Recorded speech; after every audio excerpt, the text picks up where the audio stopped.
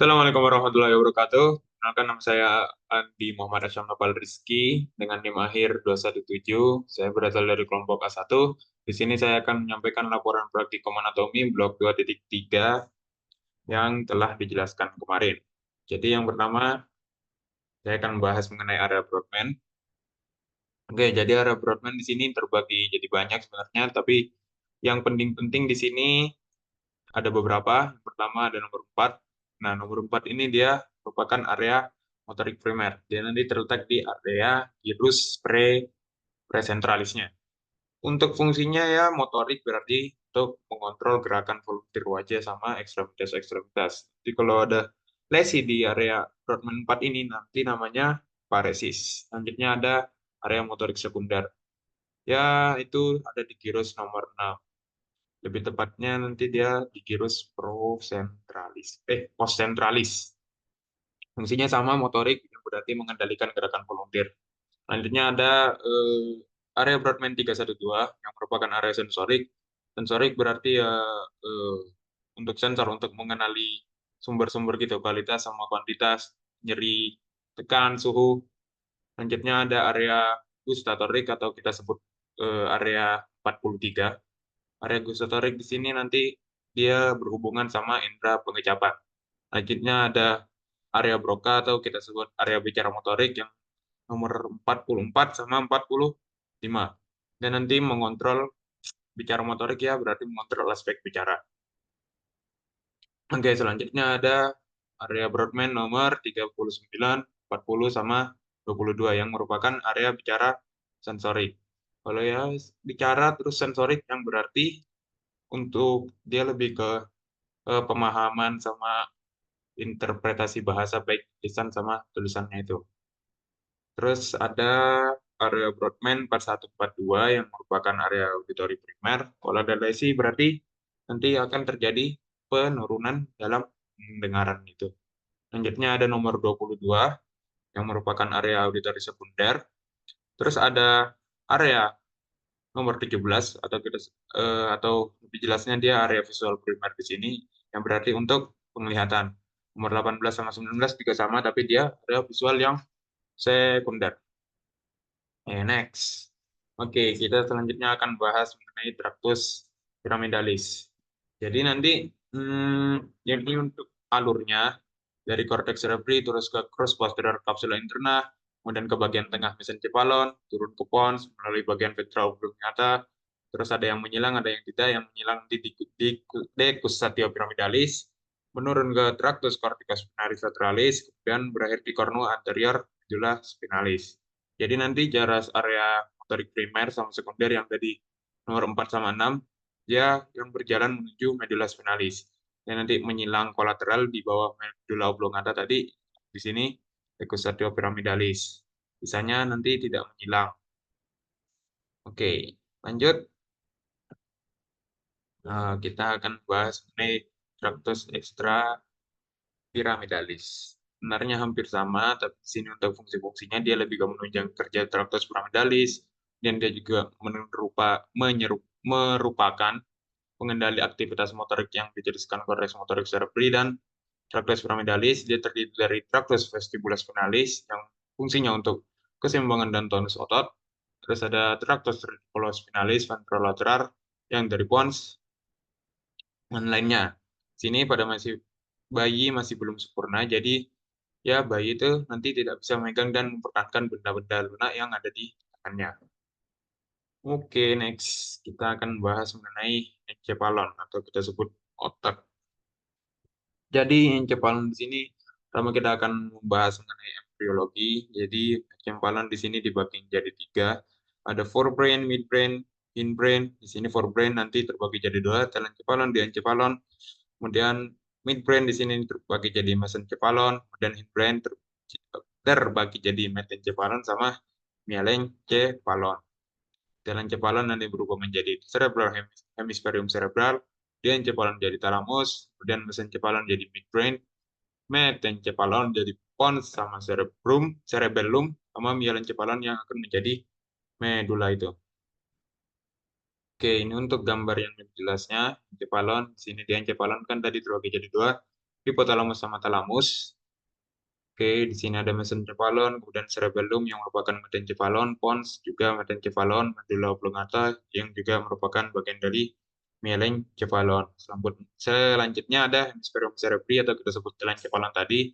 Dia lebih ke yang membagi lobus-lobus, lobus frontalis, lobus temporalis, lobus parietalis, lobus occipitalis. Dan di sini ada cerebellum, pons, medulla, sama ya seperti ini. Mungkin di sini ada girus-girus, jadi girus-girus itu yang menonjol ini, sampingnya nanti ada sulcus-sulcus. Terus girus-girus di sini banyak jenisnya, sesuai nama lobus-lobusnya. Di lobus frontalis berarti tersebut girus frontalis, bagi jadi superior sama inferior. Kemudian untuk sulcusnya mengikuti namanya, sulcus frontalis inferior, mengikuti nanti. Sini juga ada gyrus angularis, dan ada gyrus temporalis, ada yang inferior, ada yang superior, dan sulcusnya ya sama seperti dia mengikuti nama dari gyrus-gyrusnya nanti. Oke, lanjut ke medulla spinalis.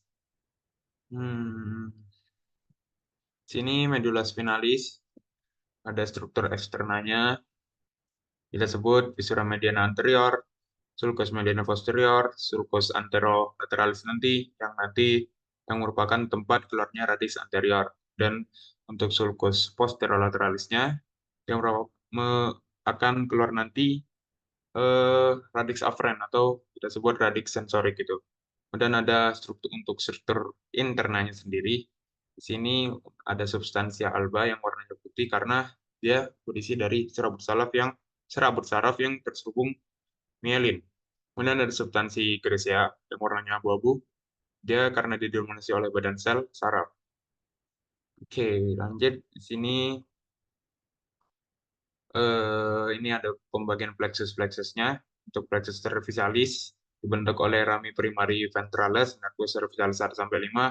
Kemudian ada plexus brachialis. Plexus brachialis dibentuk oleh nervi cervicalis 5, 6, 7, 8 sampai ke posterokal 1. Kemudian ada plexus lumbosacralis. Untuk plexus lumbosacralis ini plexus lumbalis dari nervi lumbalis 1 sampai 5. Kemudian ada plexus sacralis dari nervi sacralis 1 sampai 4, dan ada plexus coccygeus yang bawah, dia nervus sacralis 4 sampai 5, dan juga nervus and coccygeus, nervi coccygeus. Oke, lanjut. Oke, kita akan membahas mengenai nervi cranialis dan tempat-tempat keluarnya. Oke, jadi nervi cranialis di sini yang pertama ada nervus 1 yang kita sebut olfactorius untuk penciuman, dia akan keluar di bulbus olfactorius, dia nanti akan keluar di tempatnya itu ada di cerebrum. Kemudian nervus opticus keluar dari chiasma opticum, nervus 3 oculomotorius keluar di fossa interpeduncularis yang ada di mesencephalon. Kemudian ada nervi trochlearis, nervus 4, dia akan keluar di caudal colliculus inferior, dia sama di mesencephalon. Terus ada trigeminus, obtusen, facialis, vestibulocochlearis, dan nanti akan keluar di bagian pons. Bullosopharyngeus, vagus, accessorius, dia akan keluar di sulcus posterolateralis yang ada di medulla oblongata. Kemudian ada nervi oculosus atau nervus 12 yang akan keluar di sulcus anterolateralis. Oke. Oke, ya. Lanjut kita akan bahas mengenai circulus arteriosus Willisi. Untuk circulus arteriosus Willisi di sini, hmm, jadi nanti untuk yang anterior,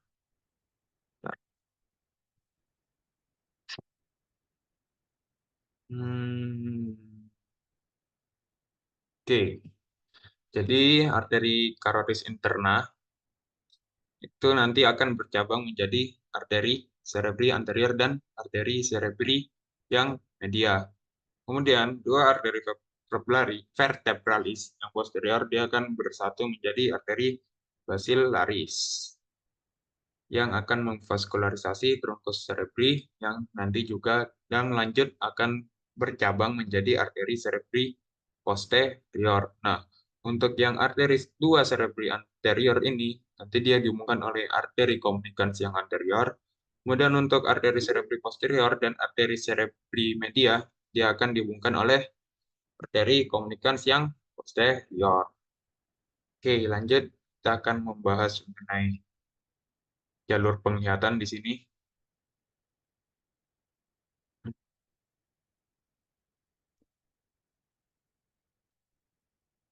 Uh, Oke, lanjut ke jalur penglihatan. Di sini nanti yang pertama akan ditangkap oleh kornea. Jadi sinar cahaya pertama kali masuk dari mata, ya dari kornea yang merupakan lapisan transparan di bagian depan mata. Kemudian akan berlanjut ke aqueous humor. Jadi aqueous humor itu nanti dia berisi cairan bening. Kemudian untuk fungsinya sendiri aqueous humor ini dia menjaga tekanan dalam mata dan untuk menyediakan nutrisi untuk struktur mata. Kemudian ada pupil sama iris. Ini untuk iris kan fungsinya untuk mengontrol dari jumlah cahaya yang masuk ke dalam mata.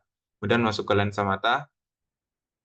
Lensa nanti dia akan mengubahnya untuk apa? Biar cahaya itu terfokus yang disebut akomodasi itu nanti. Kemudian ada vitreous humor. Jadi vitreosumor itu dia cairan seperti gel yang isi ruang di antara lensa sama retina. Untuk cairannya hampir sama kayak aquasumor, fungsinya dia mempertahankan bentuk dari bola mata. Mana ada retina? Retina di sini dia itu lapisan tipis yang melapisi bagian belakang mata. Untuk retina di situ ada nanti sel-sel fotoreseptor, sel batang sama sel kerucut yang nanti akan mengubah cahaya menjadi sinyal listrik. Untuk yang batang nanti dia sensitifnya terhadap cahaya redup, kalau yang kerucut dia pekanya terhadap cahaya terang dan yang berwarna. Kemudian dari retina, dari sel batang sama sel kerucut tadi, dia lanjut ke sel ganglion, kemudian saraf optik. Jadi sinyal listrik tadi yang udah diubah, dia akan diteruskan ke sel-sel ganglion di retina. Kemudian akson dari sel-sel ganglion nanti berkumpul untuk membentuk saraf optik itu. Oke, lanjut ke chiasma opticum sama chiasma opticum sama traktus optik. Jadi saraf optik nanti dia bertemu di saraf optik dari kedua mata itu nanti akan bertemu di chiasma opticum, di mana sebagian saraf bersaraf menyeberang ke sisi berlawanan. Nah, lanjut ke nukleus genukulatum lateralis. Nanti LGN ini nukleus geniculatum lateralis, dia fungsinya sebagai stasiun relay utama yang memproses dan mengarahkan sinyal visual ke korteks visual. Lanjut yang terakhir ada di korteks visual. Dia nanti untuk korteks visual ini dia ada di lobus oksipital otak. Di sini nanti untuk informasi visual diproses lebih lanjut yang akhirnya menghasilkan persepsi visual yang kita sadari itu. Oke, lanjut ke eh, otot mata di sini. Jadi otot mata di sini ada banyak, ada oblikus superior, kemudian rectus medialis, rectus superior, rectus lateralis. Hmm, bentar.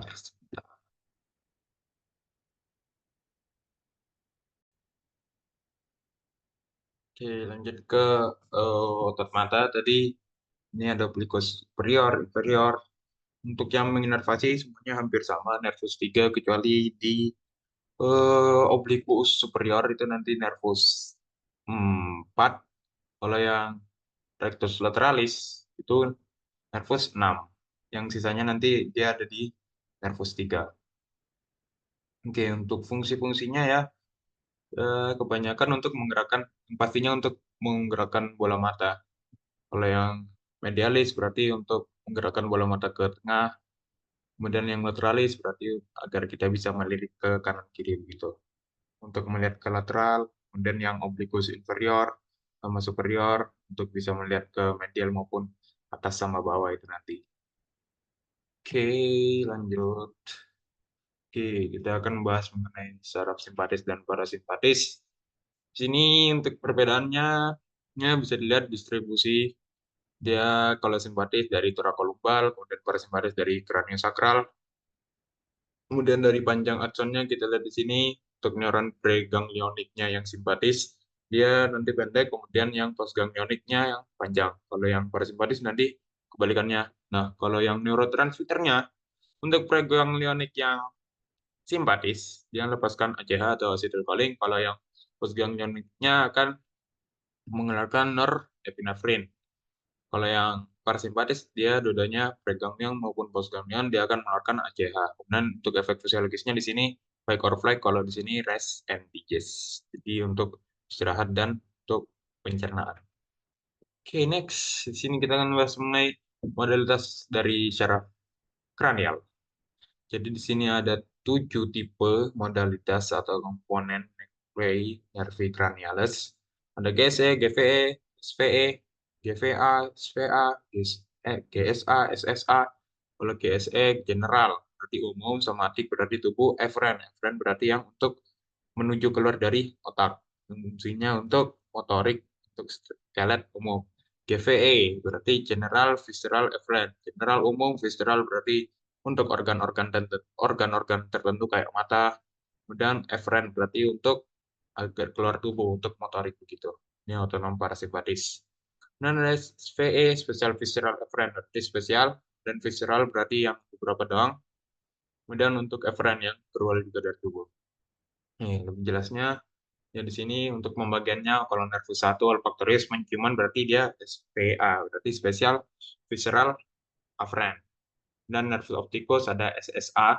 Sini nervus facialis, GVE, SPE, vestibulocochlearis ada SSA, spesial somatic afferent, nervus accessorius, SPE, spesial visceral efferent, nervi hypoglossus, nervus 12 ada GSE, general somatic efferent. Oke, mungkin sekian dari saya. Kurang lebihnya mohon maaf. Wassalamualaikum warahmatullahi wabarakatuh.